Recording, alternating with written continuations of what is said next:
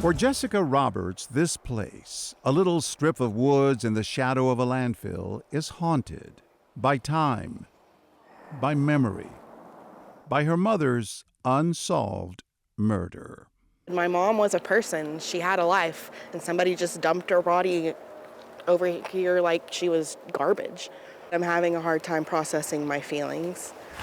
Welcome back. That was a clip from the upcoming episode of Impact by Nightline. It features the story of Cynthia Gonzalez, who was murdered 34 years ago. And for decades, there was no significant lead until now, thanks to a groundbreaking partnership between the Arlington Police Department and students from the University of Texas at Arlington. Joining us now is Detective Anthony Stafford. He's the lead detective for the case, and he joins us from Arlington. Thank you so much for joining us. Before the break, we were talking about this big break in the case. 34 years, cold case. When you see that number, do you go in thinking, these students might find the break, or this is a novel exercise that leads nowhere? Where was your mind at the time? In this case, I wasn't even alive when this murder occurred, nor any of my students. So it's quite interesting to get this perspective on a case that hasn't been looked at in quite some time. The students say that there was a name that kept coming up. And this person has been identified as 63-year-old Janie Perkins, a friend of Cynthia, was arrested on a charge of capital murder. She's not been indicted yet. Her attorneys say she is innocent. But what is there that points to her as the person responsible? Well, my partner and I were able to go through the evidence that had been obtained since 1991 when the murder took place, as well as throughout the years by the lead detectives that spent over 2 decades trying to solve this case. There was some corroborating evidence and incriminating statements and other parties closely linked to the suspect and the victim, and we were able to take and affirmatively link our suspect, Janie, to facilitating or participating in the murder of our victim. Professor, what was the big break here? Because you got all these files, you have a name. I'm trying to understand, what was the aha moment, as they call it? Can I let JC answer that? JC, you did the work. Yeah, I would say the biggest breakthrough in the case was just seeing that this person's name kept coming up, and then we also had a few statements and a couple failed polygraphs, so that's what led us to have the detectives take a look further into this person.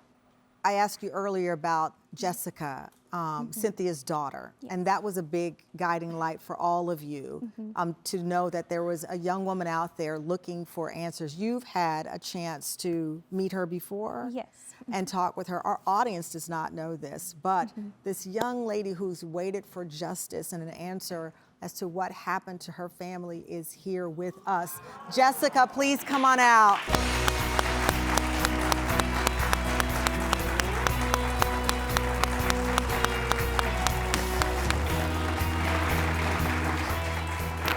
Good to meet you.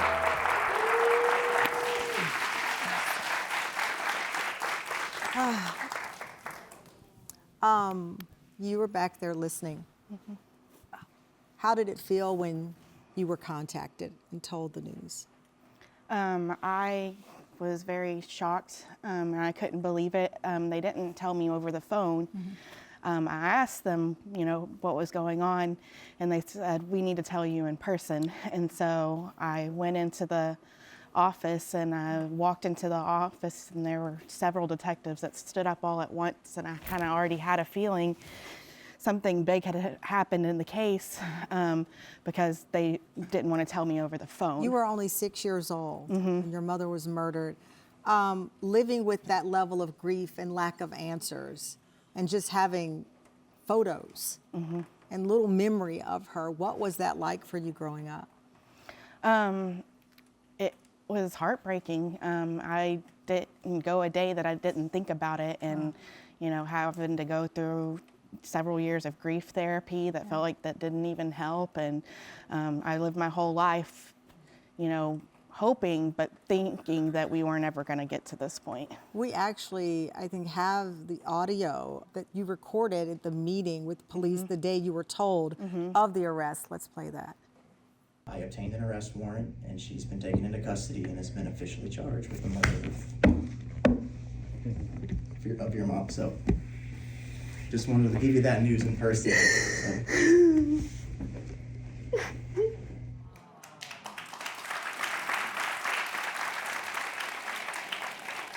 When you learned it was students who helped, what did you think?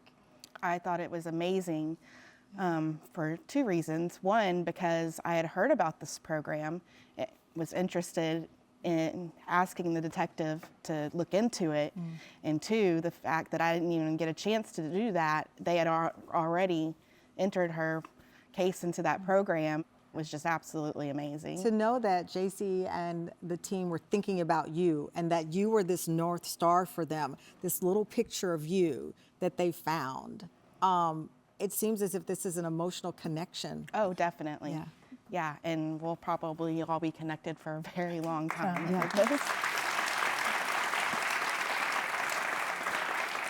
Professor, are you continuing to look at cold cases?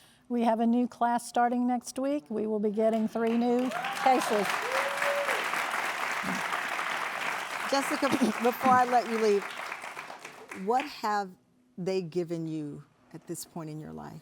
Well, they've just given me so much peace, and we're looking forward to justice being served, and I just feel so seen and loved, and my mom, respected, and I just look forward to working with them in the future, and I think this program is super amazing, and I just want people to not lose hope and to keep calling on their family members or loved ones' cold cases, and don't let them just fade into the background. Keep them in front of the detectives' faces, because you never know when a program like this could come up. And they could be thinking about that case and go, oh, this is a good candidate for this program, So I just think what they did just gives so many families hope, and I just want people to know about this. Well, they know now for sure. Thank you so much, Professor. Thank you, and I'm so sorry for your loss, but we're here for you. Thank you. For more coverage of this story, tune in to Impact by Nightline, streaming on Hulu next Thursday. We'll be right back.